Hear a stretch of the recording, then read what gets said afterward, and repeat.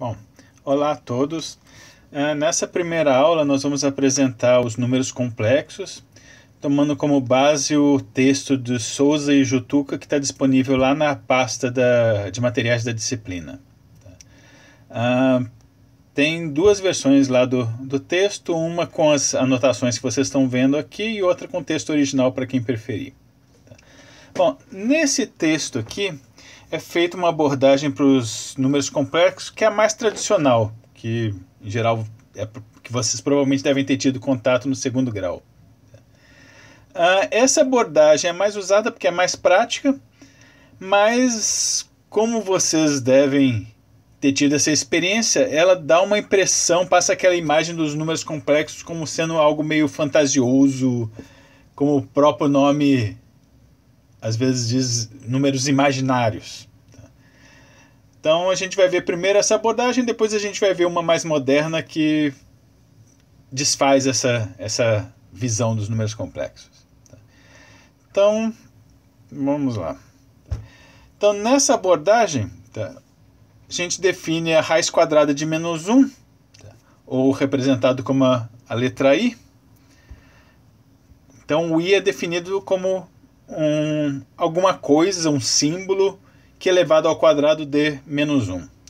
Como todo número real elevado ao quadrado é sempre positivo, então não tem nenhum real cujo quadrado dê menos 1. Então esse I, seja lá o que for, não é um número real. Então, assumindo que existe esse I, a gente vai definir o conjunto dos números complexos como o conjunto de todos os números Z que sejam da forma x mais y, onde x e y são números reais e o i é aquele símbolo cujo quadrado seja menos 1. Então, por exemplo, está aqui alguns exemplos de números complexos. 1 mais 5i, 3 mais raiz de 2 vezes i, pi, 3 sétimos, menos 5 13i, 5 trezeavos i, menos 2. Tudo isso são exemplos de números complexos. Esse aqui, por exemplo, menos 2, só tem o x, o y seria 0. Nesse aqui, o y é π e o x é 0. Tá? Não tem problema nenhum. Quando o y é 0, então sobra só o z igual a x, então é um número real. Okay?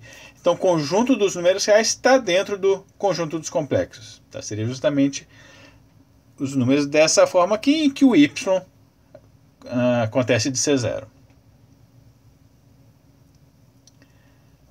Os números x e y que aparecem lá no x mais y são chamados de parte real e parte imaginária do número complexo z.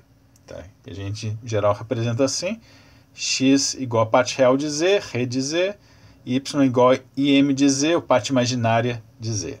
Tá? Essa é a notação usada nesse livro e em vários outros. Alguns, que a gente vai ver depois, ao invés de escrever RE de Z ou IM de Z, usam um R meio rebuscado, um I meio rebuscado para significar a parte real e a parte imaginária. Um cuidado que vocês têm que tomar nisso aqui é que às vezes os alunos confundem e dizem que a parte imaginária é o IY. Mas não, a parte imaginária não inclui o I. A parte imaginária é só o que está multiplicando o I.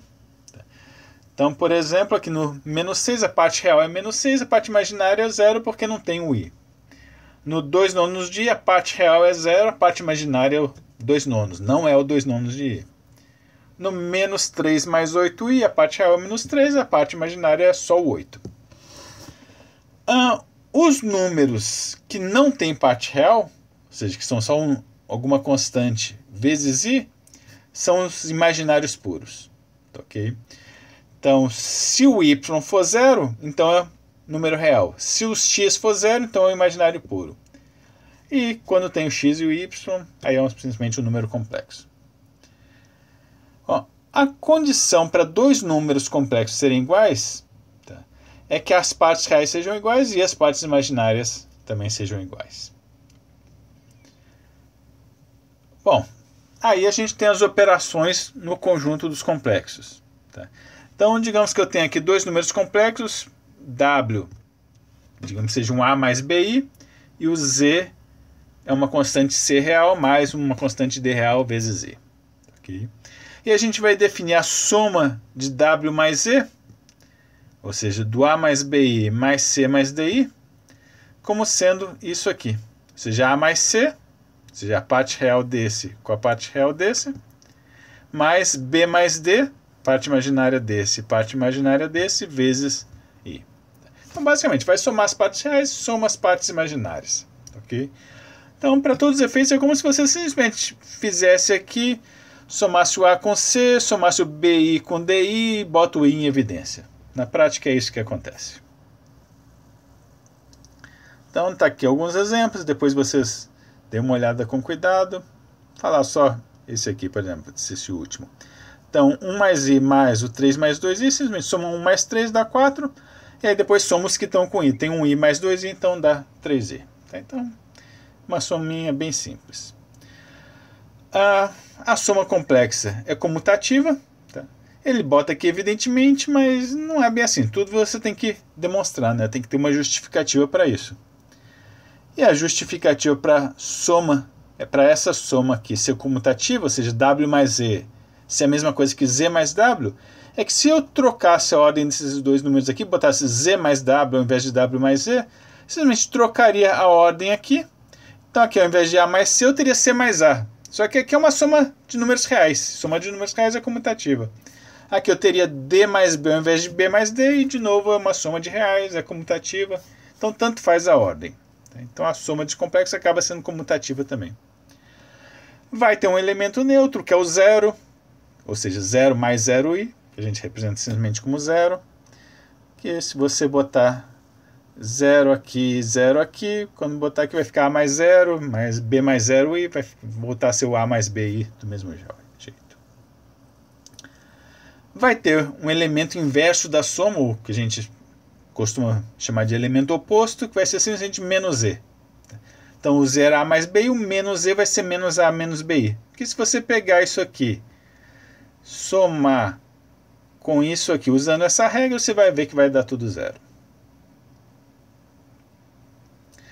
A subtração. Subtração também, ele define aqui simplesmente A mais BI menos o C mais DI, simplesmente pega o A menos o C e o B menos o D multiplicado pelo I. Ok? Ele define como se fosse uma nova operação, mas algebricamente é preferível definir a subtração simplesmente como a soma com o oposto.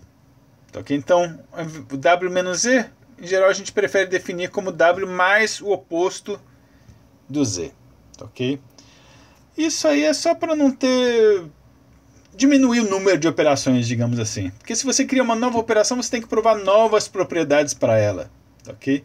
Se ao invés de criar uma nova operação de subtração, simplesmente falar que ela é uma soma com oposto, então pronto, já tem as propriedades lá da soma já provadas, então dá para aproveitar. Então, só uma questão de economia, digamos assim. Ok? Peraí, aqui. Pronto.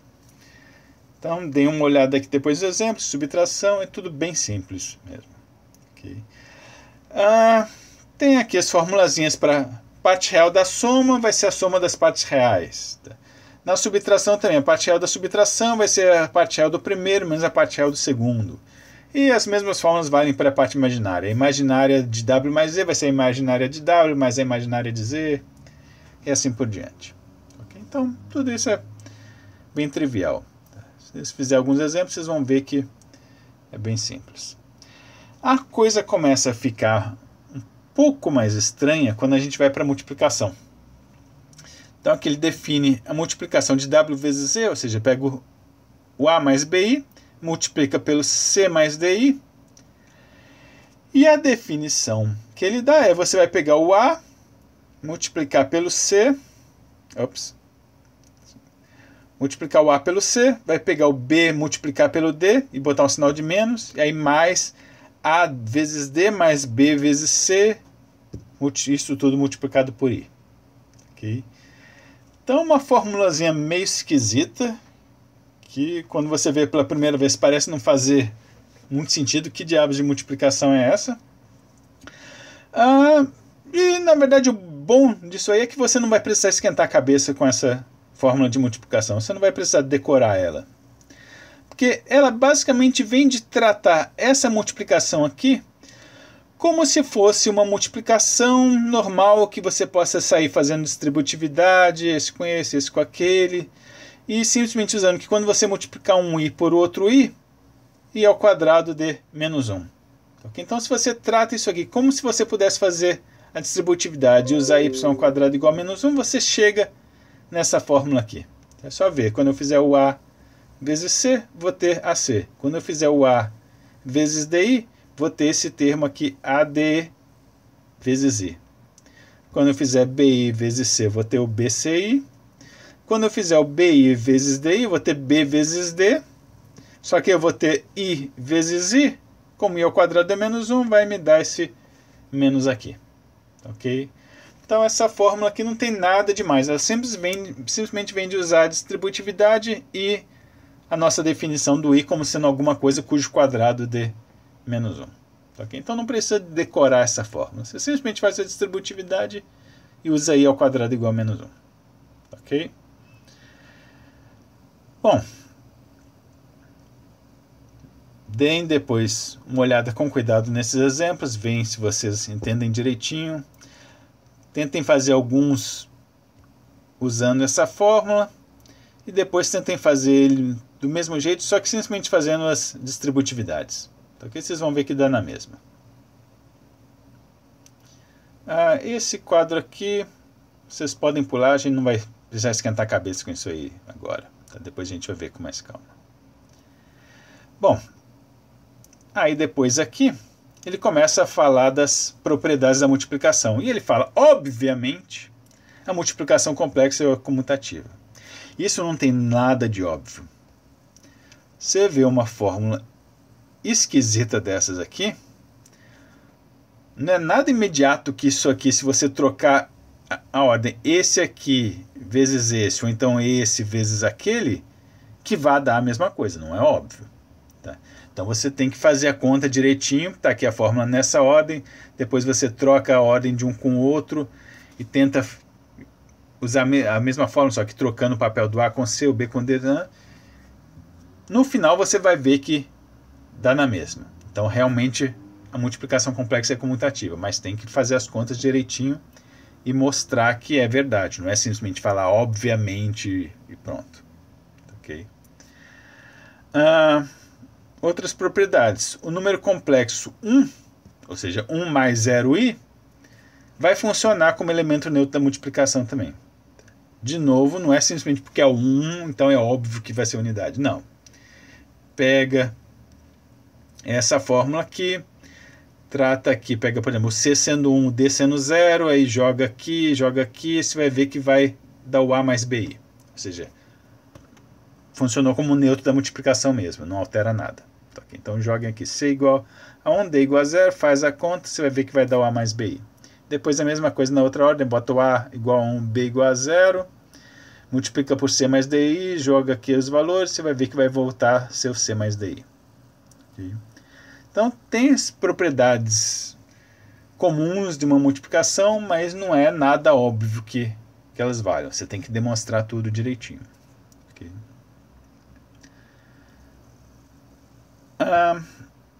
Uma coisa que é um pouco mais esquisitinha também, além daquela forma da multiplicação, né, é que vai ter inverso, qualquer número complexo não nulo, seja diferente de zero, vai ter o inverso dele, você vai poder falar em 1 sobre z. Ok? Só que calcular esse 1 sobre z, esse inverso, não é tão fácil quanto era nos reais. Okay? Nos reais, o inverso de 3 é 1/3, acabou a história. Nos complexos, não. O que significa inverso? Elemento inverso da multiplicação é achar, tem, por exemplo, o A mais BI, o inverso dele é achar alguém que multiplicado por ele dê 1. E ele está dando aqui já de cara quem é esse alguém. O inverso do A mais BI vai ser esse A menos BI sobre A ao quadrado mais B ao quadrado. De novo, uma coisa que não parece muito óbvia que vai funcionar. Mas se você pega o A mais BI, multiplica por isso aqui, usando aquela fórmula da multiplicação, então simplesmente fazendo distributividade, você vai ver que vai dar A vezes, multiplica aqui o numerador, né? A vezes A vai dar um A ao quadrado, aí você vai dar um A vezes menos BI, vai dar um menos ABI, Só que você vai ter também um BIA, então mais ABI, que vai cancelar. E aí BI vezes menos BI, vai ter um B ao quadrado, vai ter esse menos que já estava aqui, e um outro menos do I ao quadrado, então vai virar um mais.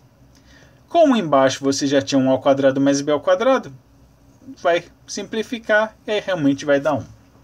Ok? Então, a fórmula para o inverso, que a gente pode escrever como 1 sobre z, ou então z a menos 1, é aquela que estava ali. Então, o inverso de z é a menos bi sobre a ao quadrado mais b ao quadrado. Okay? De novo, uma formulazinha esquisita.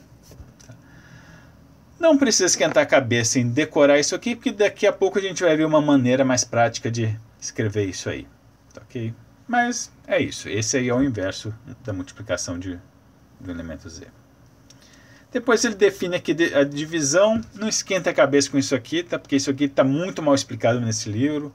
Depois a gente vai ver em outro com mais bem explicadinho. Tá, okay? Mas vai ter divisão direitinho.